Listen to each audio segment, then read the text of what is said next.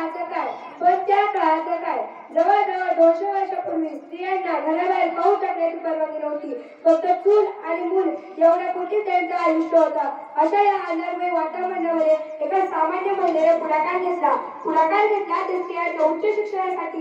कारण त्यांना माहित होतं स्त्रिया जर शिकल्या आणि त्यांचा आत्मविश्वास वाढला तर ते त्याच समाजाला पुढे नेण्याचा प्रयत्न करतील. आजच्या कार्यक्रमाचे सन्माननीय अध्यक्ष, मुख्याध्यापक, वंदनीय भूषण वर्ग आणि इथे जमलेल्या माझ्या मित्रमैत्रिणींनो, मी अनन्या काळपाट इयत्ता 6वी वर्षी विद्यार्थिनी तुम्हाला क्रांतीज्योती सावित्रीबाई फुले यांची यशोगाथा सांगणार आहे. 18व्या शतकात जेव्हा चूल आणि मूल एवढ्या पुरती स्त्रियांचं आयुष्य मर्यादित होतं, अशा या अंधारमय वातावरणामध्ये सातारा जिल्ह्यातील नायगाव येथे 3 जानेवारी 1831 रोजी स्त्रियांच्या शैक्षणिक व सामाजिक विकासासाठी लढणाऱ्या एका स्त्रीचा जन्म झाला. त्या मातेचे नाव म्हणजे सावित्रीबाई फुले. महाराष्ट्राची दिव्य ज्योती योवा उंचीची आरती, नमन माझे सावित्री, आज आहे त्यांची जयंती.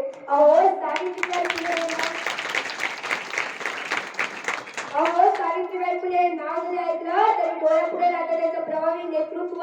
अवघ्या 9व्या वर्षी 13 वर्षीय ज्योतिबा फुले यांच्याशी त्यांचा विवाह झाला. ज्योतिबा फुले पुढे जाऊन एक समाज सुधारक बनले. त्यांनाही असे वाटायचं की स्त्रिया शिकल्या पाहिजे आणि सावित्रीबाईची ओळख पाहून त्यांनी त्यांना चांगले शिक्षण दिले. ज्योतिबा फुले यांच्या आधारे सावित्रीबाईंच्या पंखामध्ये बळ आले आणि ते दोघेही त्यांच्या कार्यामध्ये यशस्वी झाले. आणि 1 जानेवारी 1848 रोजी त्यांनी पुणे बेडेवाडा येथे मुलींसाठी पहिली शाळा उघडली व शिक्षणाचा पाया रचला. जिच्यामुळे शिकली 3 दुबळ्यांची मुले, 3 या दाता 3 या नोंदी सावित्रीबाई फुले. स्त्री शिक्षण ही त्या काळाची गरजच होती बरं का, आणि याची जाणीव त्या दोघांना देखील होती. म्हणून त्या परिस्थितीत ते डगमगले नाही, हार मानली नाही. कारण त्यांना माहित होतं पुस्तकाने मस्तक सुधारतं आणि जे मस्तक सुधारतं ते कुणापुढे नतमस्तक होत नसतं. म्हणून पुस्तक वाचायचं असतं.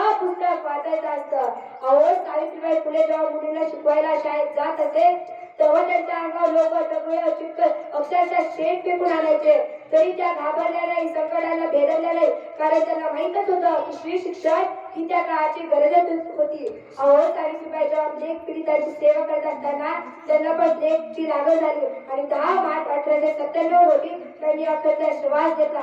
शेवटी एवढंच म्हणे की घडले नसते मी जर शिकली नसती माझी माय, जर नसत्या सावित्रीबाई तर कशी शिकली असती माझी माय, जर घडले नसत्या सावित्रीबाई तर कशी शिकली असती माझी माय. धन्यवाद.